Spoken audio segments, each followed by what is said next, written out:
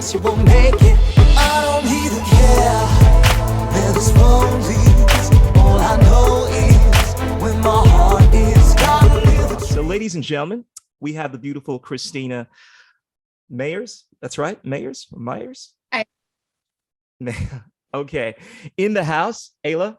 And she is, amongst many things, she is an embodiment coach. She is a pansexual yogini of spiritual intensity. She is involved in a lot of interesting things. And we're going to spend the next hour just talking to her about her views on spirituality, sexuality, all the cool things that she's been caught up in. And we'll see how we go from there.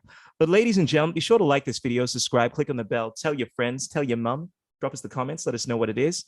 And be sure to check us out on the Patreon. I have a Patreon where you guys can support me if you want to keep apprised of all the cool things I'm involved in.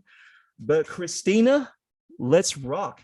So tell me a bit more about yourself. I mean, I've never really had a chance to explore in detail all the amazing things that you're involved in. So first of all, what is an embodiment coach and what is it that you do? That is a great question. A lot of people don't actually understand what embodiment is, but it's very simple. It's just about helping people to get out of the mind and into the body, into the present moment, so that they can be more present in their body, feel the sensations in their body, feel their emotions, and not get stuck up in creating stories or meaning or being worried about the future or stuck in the past. And there's all different tools that we can use to do that, such as using the breath, sound, touch, and movement. That is so powerful. I only just realized this now, but what you're talking about is essentially what I'm striving to do all the time as an artist. And in fact, what a lot of martial artists are striving to do. And it's known as different things. It's referred to as outcome independence, essentially moving yourself into a state where you're not caught up in the outcome. Essentially, you're just allowing yourself to manifest your innate intelligence. Like anytime you're doing something and you're caught up in that love of what you're doing. Like some people say it's being in the flow state. Some people say it's being in that Zen state. And it sounds to me like that's what you're referring to with the work that you're doing. So just being more authentically you. That's it. So turning down kind of the external stimuli and turning up the volume of what's happening inside of us so we can connect to the wisdom within our bodies. Because so many people are disconnected from that. You know, there's a lot going on right now, and it's easy to, you know, get caught up in it and get taken out of our own experience. Sure. So is this more of a therapy, or is this some kind of I guess art form? I mean, does this take on the role of helping people get over some of the trauma that they dealt with? I mean, what's the general application that you use this for in your work? Sure. So most people that would come to me would have already been to talk therapy. So they're at a point where they're ready to explore through the body. So like myself personally, you know, I came to this kind of healing journey from a place of trauma.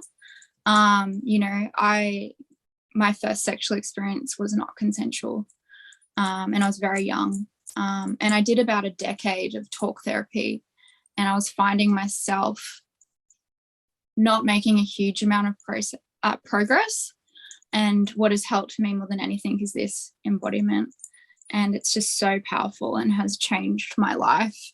And because of that, yeah, I'm really passionate about this work and sharing it with the world and helping others as well.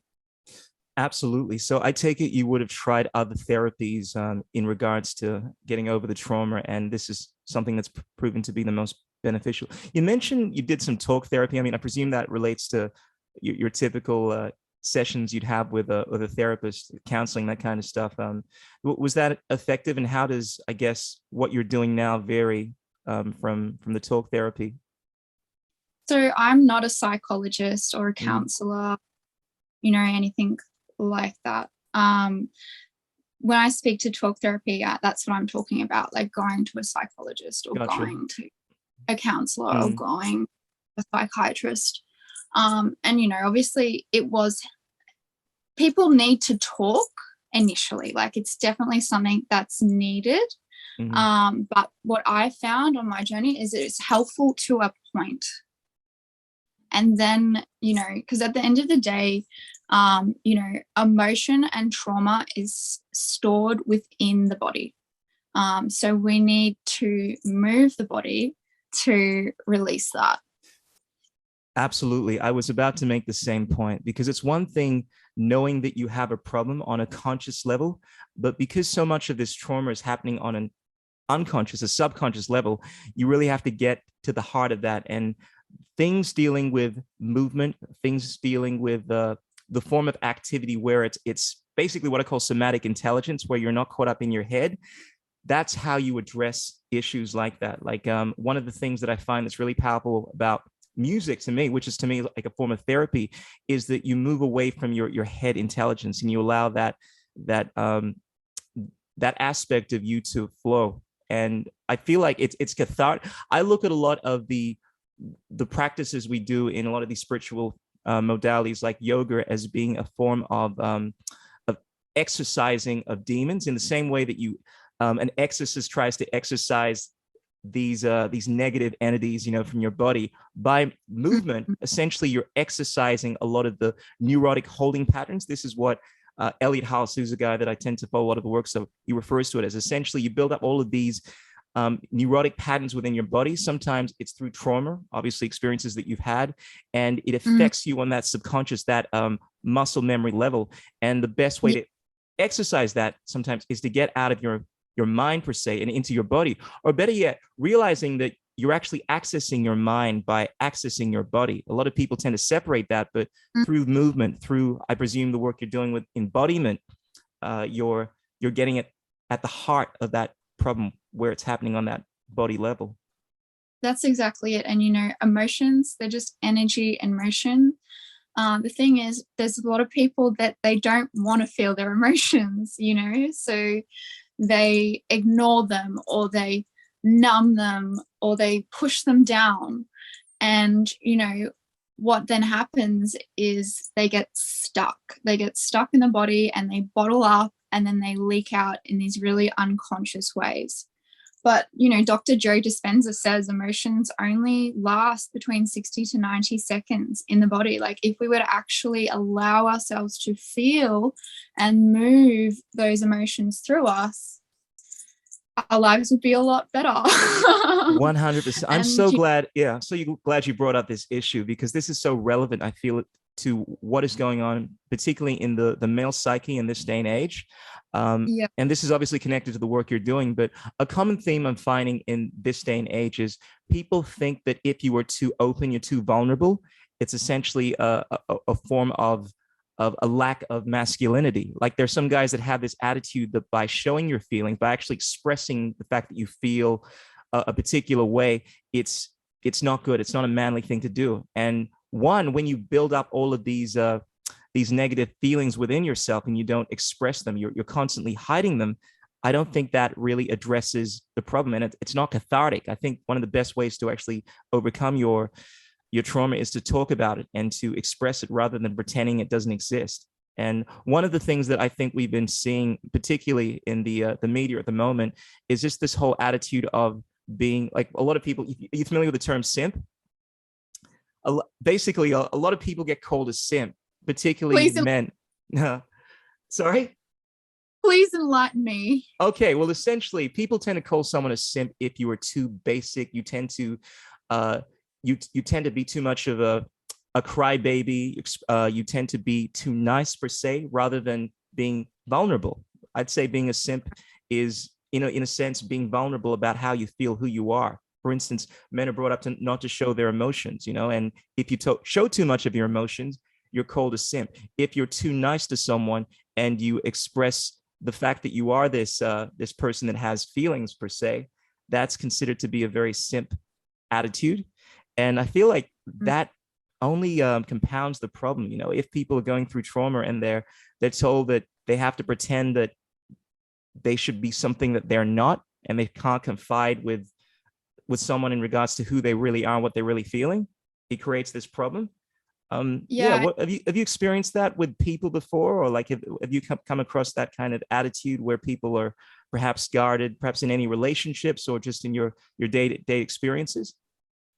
look, I'd say all of that is a product of toxic masculinity and these really whack ideas that people have of what it means to be masculine or a man. But, the truth is there's so much strength in being vulnerable, and there's so much intimacy that can be gained by being vulnerable. And definitely, in my life, in relationships, I've experienced men who are quite, guarded and don't want to talk about their feelings. But nowadays I'm not even attracted to men like that, because I just find them to be emotionally unavailable, and I want to create that depth and I want to create that intimacy, and that requires someone who is able to speak to their emotions. But in saying that, that's from a place where they have a conscious awareness and they know how to move through it, so they're not just stuck in a state of like victimhood and stuck in story and looping over the same thing over and over again. They're like able to see their patterns and be like, okay, this is what's happening for me, and this is how I'm gonna move through it, or this is how I desire to support to move through it. Mm.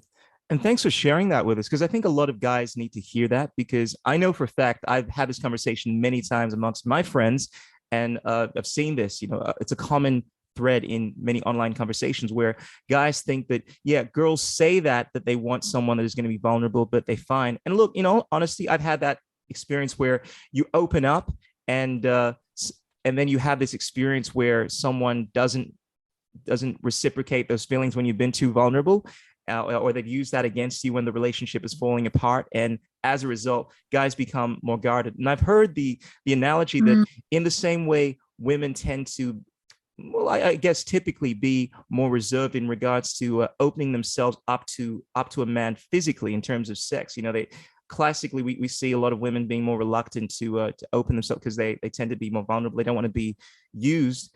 Men tend to do that when it comes to their emotions, because they don't want to be hurt, because they don't want to feel as if someone doesn't really appreciate them for being who they are. They tend to put on this facade because they've been hurt in the past. So it's kind of like the masculine version of a woman wanting to protect her essentially her virginity, or not even that, but essentially becoming intimate with someone on that early basis. And I guess I find what you're saying so true, because we assume that being vulnerable is, a lot of guys assume that's being somewhat uncourageous, right? When it's actually the opposite, because it takes so much strength and actually to open yourself up, knowing full well that someone may actually not respond in the right way. So, yeah. What you were speaking to also relates to the polarity between men and women in terms of Tantra, in that, for a woman, our heart is our positive pole and our yoni is our negative pole. So what that means is that, you have to penetrate our heart first. So you have to, engage with us emotionally first before we're going to open up sexually. Whereas men is actually around the other way, which is interesting. Their positive pole is through the lingam and their negative pole is through the heart. That's actually very, very true. I think we can all attest to that, but I'm interested to hear your thoughts on sexuality, because I know that seems to be connected to what you do. You openly say you're pansexual on your profile, which to some people is, that's somewhat of a new term. But in regards to your thoughts on sexuality and what it means to be pansexual, what is that all about to you? Well, for me, becoming pansexual was quite a journey. So when I was younger, the world is very heteronormative. All I really saw was men and women. I didn't really know many gay people or bi people. But, when I was in high school, I would experiment and kiss girls, but I was like, oh, I don't know if I like women or not. And it wasn't until I was older that until I fully had the experience that I was like, wow, I like women as well. And then I identified as bisexual. But then when I was older again, I realized that that label was really limiting too, in that, you know, I wasn't just attracted to men and women. I was also attracted to non-binary people and transgender people. So what does that mean? Because we throw out a lot of terms here: heteronormative, binary. And so for someone that is, I guess, a simp in the world of sexuality, pansexualism, that's somewhat new to me. So what do we mean when we're talking about these terms in terms of heteronormative and, well, I guess all the different forms of sexuality? Perhaps if you can elaborate on that a bit. Apologies. So heteronormative means like that heterosexuality is seen as the norm. So heterosexual being like relationships between people, like, you know, men and women. That's like pushed on us in society. That's what we see in the media. That's everywhere. It's just assumed that you're heterosexual. You know, non-binary means that you don't identify as either male or female. So your gender is fluid. And you know, so is that in terms of like when I speak about sexuality, I mean, there are, I guess, different ways of defining that, but are you speaking about what you were attracted to in terms of what you sexually go for, or are you talking about like your biology? I mean, I think most people would see you in being a beautiful woman having what I call feminine features, and they would attribute that to one sex. You know what I mean? But how you interpret that in your understanding of sexuality? How does that work? So sexuality and gender are like two different things, right? Okay. So like personally, I identify as a woman. I was born a woman, so I'm cisgender. I'm female. Sure, I get that. You know, some people are born one sex, but they don't identify with that. So say someone was born a woman, but they want to identify as non-binary. Sure. Or they're born as a woman, but then, you know, they actually feel, no, I'm a man, and then they transition and go on that path. Sure. You know, whereas sexuality is like, yeah, who you're attracted to. So for me, in essence, it's really simple. I'm attracted to people. I'm attracted to humans. You know, genitalia is irrelevant. Like, I'm attracted to souls. You know, it doesn't matter what you have in your pants. If my soul aligns with your soul, I'm attracted to you. So that's why I'm pansexual, because I'm attracted to all genders. That's interesting. And whereas people that are bisexual, they're attracted to their own gender and the opposite gender. So that's exclusive of, does not include, you know, non-binary people. Sure. So essentially with pansexualism, there are no limitations when it comes to the attraction to the different types of people. It's not limited to one sex in terms of male or female, and it's not limited to one gender. It's essentially, I find you attractive because of what I see within your soul and the way that you express yourself. That's exactly it. And, you know, I only recently started, I guess, relating with non-binary people, and within like the past year or so. And when I did, it was like actually the most beautiful experience, because like sexually I could feel both the expression of the masculine and feminine. And, you know, at the end of the day, we all have these energies within us. And it's just, you know, that's how they choose to identify. Sure. I think a lot of it comes down to the definitions, like how people interpret the word masculine and feminine and sex. But I fully understand what you're saying. And it's interesting to me because I think when we're looking at sexuality or attraction, I think that's a better word for it. The way I look at it is, as far as attraction goes in terms of being drawn to someone, finding someone attractive in terms of them having a pull, that can be on a non-sexual or a sexual level. And I think I want to generalize here, and I want to say that I think when we're dealing with males typically, and they've actually done a lot of tests a lot of surveys regarding this kind of stuff. I think they tend to be more, they don't tend to be as fluid when it comes to their attraction. Like I heard of a survey one time that was done where on a scale of 1 to 5, obviously these things are very difficult to weed out because people may not give the most accurate answer. But let's say with 5 being extremely heteronormative, so attracted to one sex, and 1 being more fluid, I guess like yourself, they found that whereas males would answer more on the 4 or 5 spectrum, so being far more on the heteronormative, they found that women would answer more on the 2, the 3, or the 1, meaning that they're more fluid.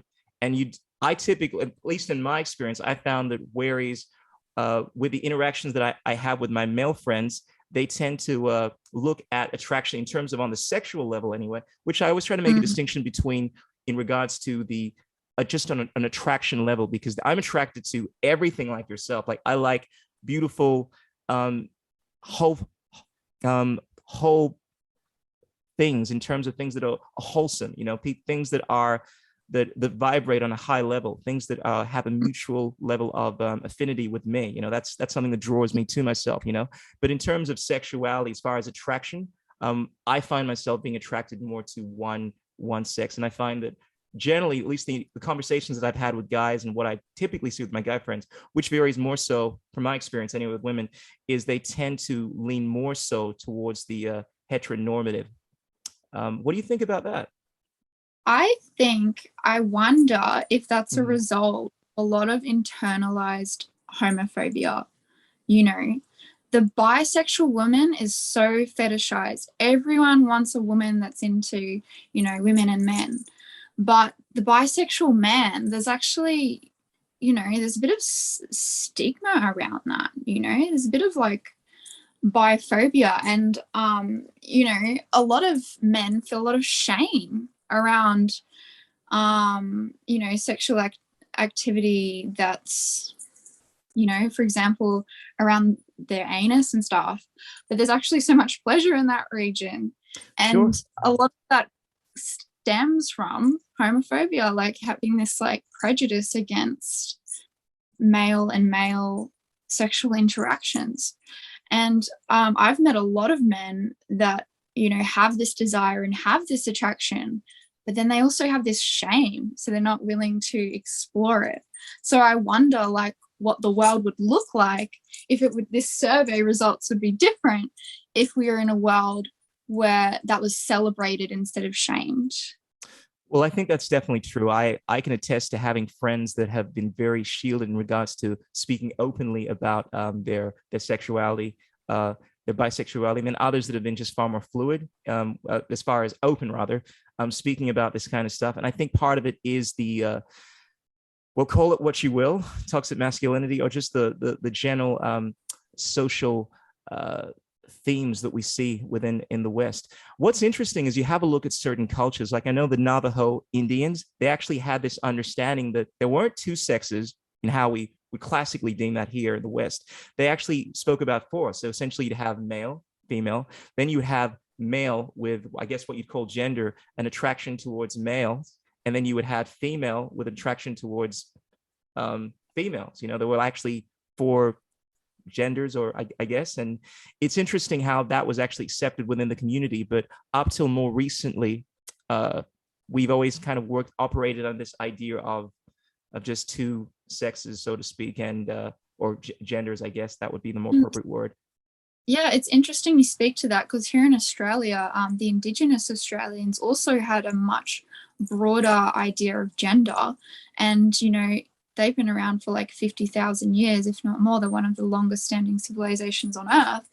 And they had this thing, Two-Spirit, you know, they had gender identities that were not binary.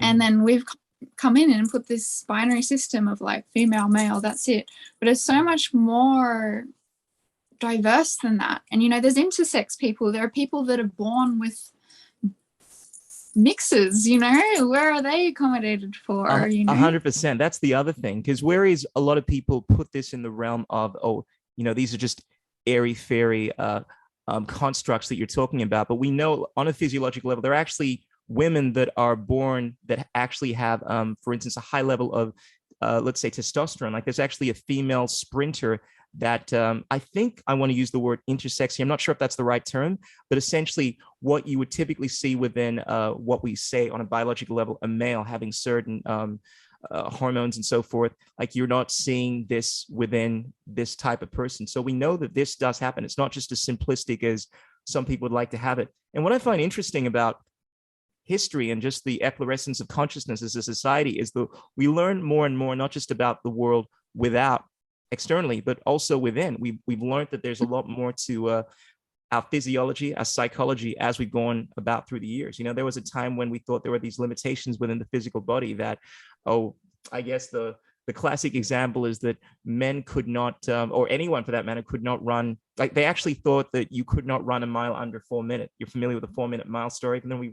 And then someone actually broke that. And then we realized, it's actually possible. And we've also done this in terms of technology, people thinking that less than 100 years ago, you couldn't go more than, I think it was 20 miles an hour. Otherwise, you would essentially just not work. You find that these limiting beliefs are often constructs that we form. So it's always interesting to me when we learn more about people, their psychology, and rather than branding them out as being, I mean, we have these words like heteronormative, meaning that this is the norm, but realizing that essentially what we deem as being normal may not be as normal as we deem it to be.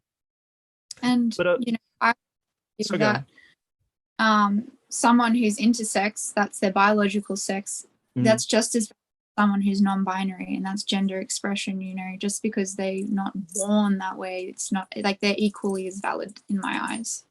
Sure.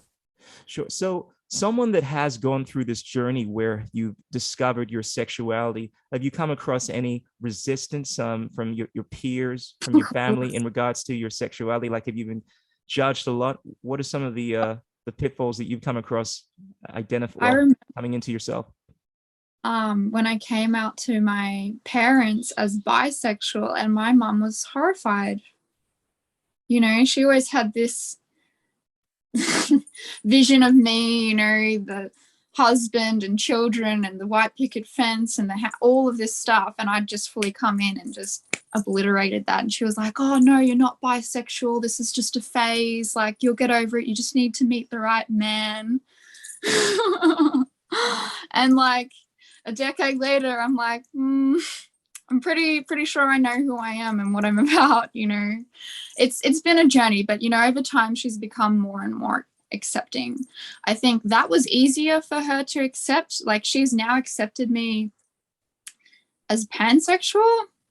She struggles a little bit with the non-binary stuff. I think it's a generational gap, but what she definitely doesn't accept is like my polyamory. That is just like, she said that to me. It was one thing if she was pansexual, but when you throw in polyamory as well, it's just too much for me. Yeah, let's get into that, because that is quite a taboo topic, right? Because we come into this this age where, well, at least in the past, there was kind of like this taboo around, particularly with women. You'll find that I think women tend to do this more with each other than anyone. You know, they tend to be so judgmental when it comes to women having more than one partner. There was a time, at least in the West, where it was considered weird for women to have more than one partner per se. You know, they expected you to be with someone for the rest of your life, kind of thing. But obviously, we've changed a lot over the last few decades. But we've moved into this age where I still feel like there is taboo around this topic, because we have this idea that essentially people get married to a male gets married to a female and they live happily ever after. They don't divorce. They don't have, God forbid, they don't have any other sexual partners. And if they do, shame on you. You're going to, particularly if you're a religious person, you know, you're going to suffer the torment of hell and brimstone and all that kind of stuff. And I'm guessing that's something that you may have confronted, not just from your family, but from your friends. I mean, what has your experience been like in the polyamory scene?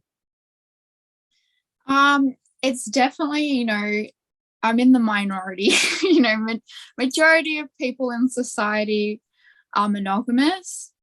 Well, that's something that I find very interesting, because whereas we say that, I think there's a distinction between how people behave and what people actually are. Like, people say that they're monogamous, right? But more often than not, you'll find that they act as if they are not, in terms of not having the same partner for life. And they tend to be with other people, but they try to maintain monogamy. So we say that they're monogamous, because more often than not, you have a look at the proclivity that most, I would say, men and women have, is that they, at some point in their life, they do want to be with more than one person, but we say that they're monogamous, even though their actions are not always consistent with that. So it's in. So what do you think? Do you think people are typically, on a normative level, they lean towards polyamory or monogamy? Well, this is we could do a whole podcast about this. And, I'm very interested in this topic because I've had very interesting debates with my friends about this. And I often bring up a researcher called Christopher. He's got this book called Sex at Dawn. I'm not sure if you're familiar with it. Yeah, I read the book, but I've been told by many people what I'm saying sounds like it comes from the book. Well, yeah. And there's actually a lot of research to support this. In terms, people always look towards our ancestry, but they realize that the human ancestry is very diverse. There are certain norms in certain cultures that are completely different to other cultures. And you find more than anything, we are a product of our environment. And what people say to be DNA is often something that has been shaped by our culture through, and it's not consistent throughout all of the human DNA in terms of having a proclivity to one kind of way being, if you want to say what I'm saying. When we speak to that, sometimes people didn't mate for life. Evolution happened because people mated with different people until they got the strongest genes. I think personally, naturally, that it's definitely capable for people to be in love with more than one person at the same time. And the person I was 5 years ago is so different to the person I am today, and I'm forever changing. And one person ever meet me where I'm at, and there's so much conditioning around, you have to be monogamous and marriage and all this stuff, and it's very archaic, marriage, women being the property of men and for life and all this. And it's if that wasn't a concept, maybe things would be different. I feel like polyamory for me just feels so much more free and less restrictive. I can be friends with someone and it can turn into a lovership, or it can go back to that. There's no restrictions, whereas if you're in a monogamous relationship, it's you cannot, there's no room to move, you kind of thing. I think a lot of people's ideas around this are created through indoctrination, religion, as opposed to reality. And I find more often than not, when it comes to what people actually feel, like I alluded to this earlier, people do have this proclivity to be with, let's say, more than one person. And in regards to my whole experience, I find that when we even look at the concept of love, whereas most guys can understand that it's perfectly normal to have more than one friend. If one of my friends was to say, yo, Chris, I don't want you being with any other friends, man. You got to be only around me. I'd be like, what the fuck is wrong with you, bro? No, but for some reason, and it's a different kind, right, of love. But here's the thing, let me finish. When you apply that to a partner though, right? It's if your partner tells you, look, I don't want you seeing anyone else, and you're like, well, why? I mean, there's this whole possessiveness that goes around it because people get jealous, right? But it's because we're dealing, whereas we use the word love to encompass both, a lot of these different things, like friendship is a form of love. It's called philia in ancient Greek. But then we have eros, which is the kind of love that I think most people are talking about. And we kind of lump these things as being the same. But when we're talking about love in terms of romance, I think it's more of a possessive kind of love. It's kind of like the love where you say, I love you, provided you make me feel a particular way. And if you were going to be with anyone, and if you give that love to anyone else, I don't want you around me because it makes me feel hurt because of the jealousy. And it's a weird thing that we have adopted as being love, because classically, the love that I think you might be referring to in pansexualism is a grander kind of love. It's referred to as agape. I actually speak about this in my recent book, Vegan Prince Warrior King. Shameless plug there. But it deals with the concept of expanding this net of compassion towards all beings. Whereas you start with, let's say, a small unit, like a community, like your family, and you have this this care, this love towards them. You want them to thrive. You know, you love them. That kind of love is typically referred to as storge. Like it's this filial connection that you have where they say blood is thicker than water. And it's interesting because I often say that the blood of the covenant is thicker than the water of the womb. And that's the full, that's where the actual phrase, the blood is thicker than the water, that's like the correction actually deals with the fact that it's not just about your family connections that you form. It's actually about casting a wider net and realizing that the kind of connections that you form through community and then through the world, through the universe that you connect, that's actually stronger than any kind of filial connection or even romantic connection that you have with one person. It's actually moving towards a more expansive concept of love. But I just think it's important to, so because of that, when I look at love, like real love, I don't limit that to one person. I tend to be more polyamorous when it comes to that. Like when it comes to, I'm not the possessive kind of person, you know, like I do enjoy, in the same way I enjoy being around certain friends, I enjoy being around certain women, individuals, and the idea of having to, I think relationships are transient, so they often change, and the idea of wanting to remain stagnant, and when things change, getting angry, that doesn't serve you. That's kind of my perspective on that. And I really agree. And, you know, how well is monogamy working out for majority of society when we look at all these like skyrocketing divorce rates and all these people cheating their partners, you know? There's so much, you know, and like you said, it's this possessiveness, it's all these conditions. It's like, I will love you on these conditions, whereas polyamory, it's like unconditional love. Like it's more expansive, there's more room to grow, and, you know, acknowledging relationships for what they are. They're there for a reason or a season, you know, allowing ourselves that room to move. Absolutely. So I guess the biggest question when we kind of tangent off from relationships is, why do you think people cheat? Because this is connected to not just what is going on in our own personal lives and so forth. That creates a lot of this disharmony, this trauma, because a lot of times people, biggest trauma are around rejection and so forth and infidelity. Why do you think there are so many broken relationships and so forth? Well, I think people are indoctrinated to believe monogamy is the only way, and then they get these feelings for other people, and instead of being able to talk about that and kind of like negotiate that, they do it in the shadow, they do it behind closed doors, you know. And it's a natural thing to have feelings for more than one person. Yeah, I tend to agree. You have a look at the historical precedents for this, and it's actually something of the more recent history of the West, the Renaissance period, where we started to move into this this realm of romantic love in terms of needing to be with one person. But classically in the Western world, a lot of civilization, the whole concept of marriage has been more around family, empires, wanting to unite people, had little to do with the love per se. But then we moved into this realm of, sorry, I missed that. It's all about property. Very much so. Very much so.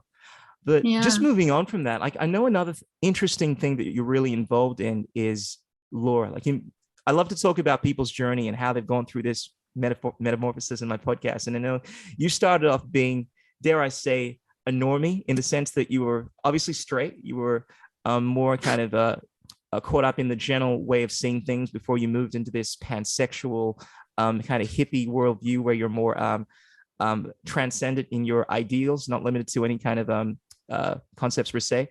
But I know that a big part, even now, of your interest, your work has been connected to, I guess, lore, or perhaps a specific kind of lore. What does that involve? Well, I guess, you know, when I was younger, I was smart and got sent to a talking about, girl, you smart right now. You're evolving more. You're only a conscious spiritual intensity kind of smart now, well, like, which is even more so. Where I was going with this is I was at a private school, and, you know, I did legal and I really loved it. I was in the debate team, like super nerdy. And I got a great OP, so I went and studied law because that's what my parents were like, that'll get you a good job, you know. And being the good little girl that I was, I went off and did that. And you know, I worked in law firms for a bit, but as I got older And as I got more, I guess, awake, I became pretty like dissatisfied there, because it was just like really conservative and this massive boys club, and I didn't fit in. I was getting in trouble for like, you know, standing up for things that I thought were wrong. And That's interesting to hear you say that it's a boys' club in the typical law environment, because you do find there are certain sexes that gravitate towards one kind of institution. Is that the case with would you say, the legal side of things, at least from your experience? And do they have a particular way of seeing the world that kind of clash with yours? There's a lot of women that study law, but if you look at all the law firms and the kind of senior associates and the people up high, they're all old white men.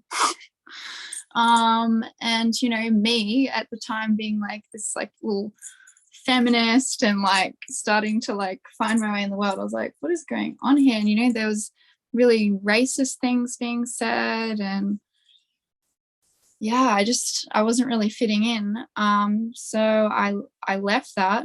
I went to government for a bit. I went to work at the Department of Environment because I was like, I care about the environment. I'm going to go and, you know, help the people of Queensland and look after the environment. And, you know, I went in there very like naive. And a few years later, I came out and I was like, whoa, the government's really not doing things to protect the environment. They're doing things like, you know, approving the biggest coal mine in the Southern Hemisphere when we have all this climate change, and like they're approving all these because a lot of people had that experience, yeah, to be demolished when they're an endangered species so we can build some houses. And, you know, then I started getting into activism, and like I was getting in trouble because I was like protesting against, you know, Adani and things the department was approving when I was working there. So I was like, this is messed up. So I ended up leaving that. And I didn't know what to do with myself. I was like, I care about the environment. I have this law degree. What do I do? And yeah, I went to this conference called New Kind in Tasmania, and it's really cool. Brings together all these like activists and academics and Indigenous people. And I went to this lawyer's talks. I went to all his talks and I like told him about my story, and he was like, here, go and, you know, join this environmental not-for-profit in Brisbane. So that's what I did, and it feels like a lot more aligned. And yeah, we're the only Earth Laws organisation in Australia, and essentially what we're doing is we're building a whole new system. So a system that centres the Earth, that looks at the wisdom of First Nations peoples, that works with the best science that we have in terms of planetary boundaries, and is building a system based on place. So what needs to be done in this place for the nature to thrive? And that feels like really good in my heart, and I feel super grateful that I get to do this work, and it's been quite a journey to get there. And yeah, as I've become awake, if you will, I've become clearer on who I am, and I've found something that aligns with my values. So yeah, super, super grateful I get to do that work. That's powerful. And it's often, I find anyway, that whereas it's difficult when you're going through the journey to figure out how everything is connected, because you move from one thing to something else. But just looking at your story, I can see how it's actually served its purpose. I mean, the fact that you've gone off working for the government and you've learned all of these skills in regards to how the system works now. And now you're actually, whereas that may not have been what you wanted to do, the kind of stuff that was going on in the government, you've used those tools in order to actually fight for something that I know you're very passionate about, that is obviously aligned with this new person that you've emerged into, and it's actually serving your highest purpose. I think that's the most important thing, to do something that you're not only good at, but aligns with your passion. And it's something that I'm finding myself trying to move into at the moment. And I think a lot of people, particularly the last couple of years, that have had more time to take a step back and try to figure out what they're doing, they've realized that, it is important to live a life that serves a higher ideal, you know, rather than just trying to make a dollar and so forth. But, you know, I would be remiss if I did not discuss your journey into the whole plant-based, vegan, vegetarian kind of lifestyle, because I know that's been a factor for you as well, right? Like you've become quite the the B gangster, as I like to say. What was your experience? Is that another thing to add that your parents were like, oh, very disappointed about? Here you are being a bisexual, you know, then you become like a earth hippie defender. Now you're what? You're eating rabbit food. Oh, you're Yeah, giving your parents a lot to deal with. What was that put them experience through. like? Veganism was a huge part of my spiritual evolution, 100%. You know, before I was vegan, I was so depressed and anxious, and you know, dealing with, you know, I was working in the corporate world and I hated it, and I'd go out and I'd drink and I'd numb myself and I'd party. And then I found veganism, and it was like my whole world like changed, you know. I stopped contributing to the suffering of animals.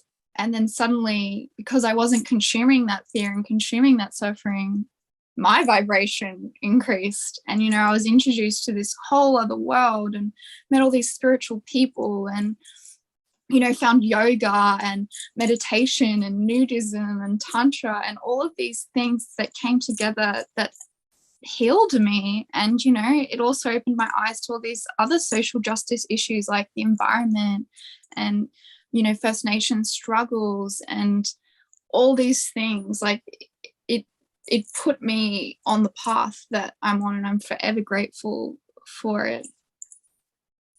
That's powerful. I'm sure you must have had some challenges along the way, though, because I find a lot of the times when you are on your right track, the right purpose, that's often when you come across the most resistance. You know, there's this idea that, you know, sorry, go on. At the start, it was challenging. You know, I grew up in an Aussie family eating like sausages and roasts and all this stuff. And to like go from that to, well, I actually went from vegetarian to vegan. My vegetarian journey was about 6 years. So I've been vegan for 5 now. It was that damn addiction to cheese. It's that, what's that substance in there that's casein. as addictive as casein? The casein. Yeah.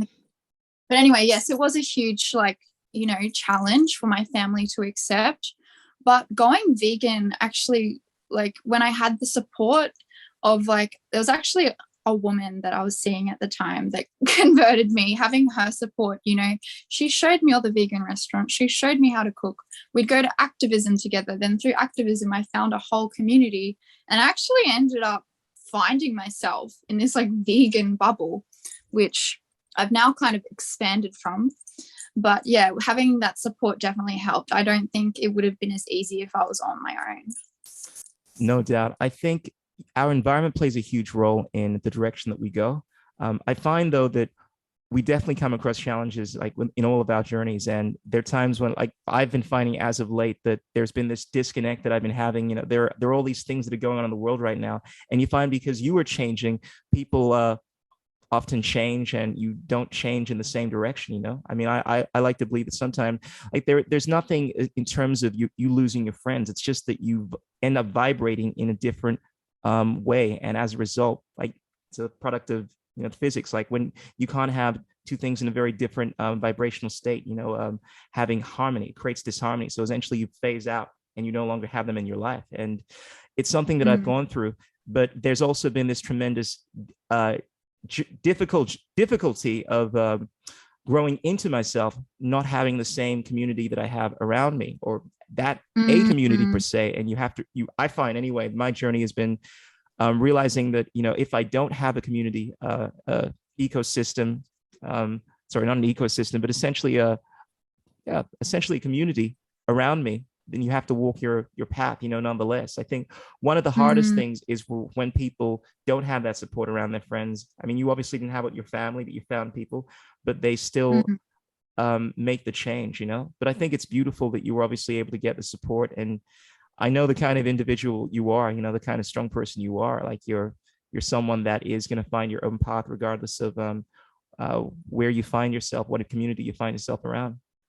And that's it. You know, I'm not really in that vegan bubble anymore, but I will be vegan for life because, you know, I can't go back. You know, I can't be a reason for another life to be taken or to cause suffering.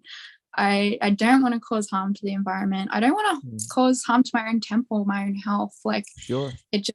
is so like core to who I am. Vegan for life. Oh, I love it. I love it. One of the things I often hear from a lot of people that are like, "Oh, you one of these like rabbit eating people," is that, well, there's always like something that you're going to be facilitating in terms of harm. You've heard people throw that at you, that like just because you're vegan doesn't mean you're not harming the planet and so forth. And how do you I hear respond to people that have that attitude? Because the reality is, I mean, regardless of what we're doing, you know, whether you want to call yourself a flexitarian, vegan, vegetarian, feminist, I mean, there are all forms of, there's always going to be something in this kind of system that we're facilitating, even just through the taxation system, you know, funding industries that are stripping the environment and so forth. And how's your, well, I guess, how have you dealt with people that take on that kind of criticism? I've heard that many times before, and it's a straw man argument, you know. The thing is, like, there's extremes, right? So there's the Jainism people that, you know, they don't leave the house because they might step on an ant. But veganism isn't about, it's about what's practicable and possible. And if that's what I can do to reduce harm and suffering, that's what I will do, and it feels good. Yes, I have a mobile phone, you know, yes, I have a car, but these are things that in society, like, I need to get to function. Whereas, you know, I don't need to eat meat or animal products or, you know, buy them. I can get by without them. So there's a point of difference there, you know, and I just feel better. Like, I'm lighter, I have more energy, I don't get sick as much. Like, it just makes logical sense to me. No, absolutely. It's definitely something that I like to bring up, because it is a big issue in this world. Like, I love the idea of doing what you can to uplift the vibration of the planet, because we can always do more. But you fall into this trap, because the ideology behind veganism actually speak about the roots, the origins of this within the West versus the Eastern tradition, and it does stem from the philosophy of ahimsa, the giants. But regardless of whether or not you want to adopt the practical, oh, here we go. Oh, fantastic. Yeah. The practical or possible attitude. People always say that there's always more you can do, but it comes down to doing what you can and making a conscious effort to avoid harm. That's my attitude, to avoid harming things, because indirectly we're always going to be facilitating things, but it's doing what you, once you become aware of it, of what your actions are actually bringing about, it's doing what you can to avoid that. So my whole attitude is, fundamentally, it's about striving to do as much as you can, you know, and just because you're not doing everything, obviously, because realistically, there is, more often than not, in the current system we're involved in, there's always going to be something that we're complicit in, but it's about taking it upon yourself to make that change. It's a process. It's a verb, not an actual destination per se. It's something that is constantly changing, like striving to uplift the vibration, not only of the planet, but yourself. And as you change yourself, you change the planet. And there's so many things that we can do. And I'm not perfect, you know, like, I'm not zero waste. And I, you know, I've only just started composting my food, and there's all these little things. It's like, but it's like you said, doing your best. And once you know better, you do better. And it's that journey of trying to do better each day. Absolutely. Kudos. Amen to that. All righty. So, Christina, it's been an absolute pleasure having you on my podcast. We've done about an hour now. Now, I did want to mention an event that you have coming up. You're apparently launching an event. Is it this Friday for the embodiment coaching that you're doing? Do you want to tell us a bit about that? Sure. So this Friday, I have an event on in Mermaid Beach at 6:30 p.m. called Kinky Gaia. So this will be an Eco-Sexuality and conscious kink event. So we're going to be dropping with a beautiful cacao ceremony, and I'll be guiding you through a kundalini activation to get you into your body and clear out your energetic channels. And yeah, we'll be connecting with each other, the divine, the earth, exploring with the 5 elements: earth, air, water, fire, spirit, using some organic kind of nature toys and playing, exploring, having fun. So I'm really, really excited for that. That sounds absolutely amazing. But just so that the kinksters, the crazy horny guys don't get the wrong idea, this is not just some kind of like crazy wild sex party, right? This is what is cacao facilitation, and what is this kundalini event that you're hosting? I mean, what are some of the things you want to take us through? And also, you mentioned Ecosexuality, perhaps. I'm not sure if we've spoken about this, but do you want to just speak a little about that so people know what they're getting themselves into? So ecosexuality is just about connecting with the eroticism of nature, you know, imagining the earth as a lover instead of a mother. So there's many different That's ways to something different. express this. You know, for some people it might be having like vegan or organic sex toys, all the way up from the spectrum of that to literally having sex with the earth. And So you know, you actually have people humping the ground in these events. I mean, they go like, what is I have this crazy image in mind here. I mean, what is going on at these parties? so you know, that's a very limited and narrow-minded view of sex, seeing it as like, you know, penetration. There's many other activities that can be seen as sexual, you know, touch, movement, stimulating erogenous zones, you know, breath. And, you know, it can be, you know, there's ways to connect to the earth sexually that are different to that, you know, like it could be like, not at this event, but in general, it could be, you know, being naked on the earth, feeling the earth between your toes, you know, eating some fruit really sensually. Like it's a whole, like we could do a whole podcast about this alone. Like, Yeah, well, we may have to, you know, because I know there are many facets to what you do. There's the more sensual kind of spiritual side, but then there's, I guess, what the side that a lot of the crazy guys want to get into, you know, like all the Kinkster stuff, you know, which is also, a lot of people view that as being somehow like a pernicious thing, but I think that can be a very, like when we're talking about tantra and things like that are, I guess, more they're oriented on the spiritual, but essentially they use the sexual. When I say sexual, I'm talking about the physical climax and so forth to bring that about. But these are all aspects of well, this world that I know you're caught up in, if I'm not mistaken. Yeah. So kink has a really bad name, but kink basically Mhm. means anything alternative sexually. Okay. You know, like what comes to mind for most people is BDSM. But when I speak to kink, I'm talking about conscious kink. So, you know, kink that's consensually negotiated.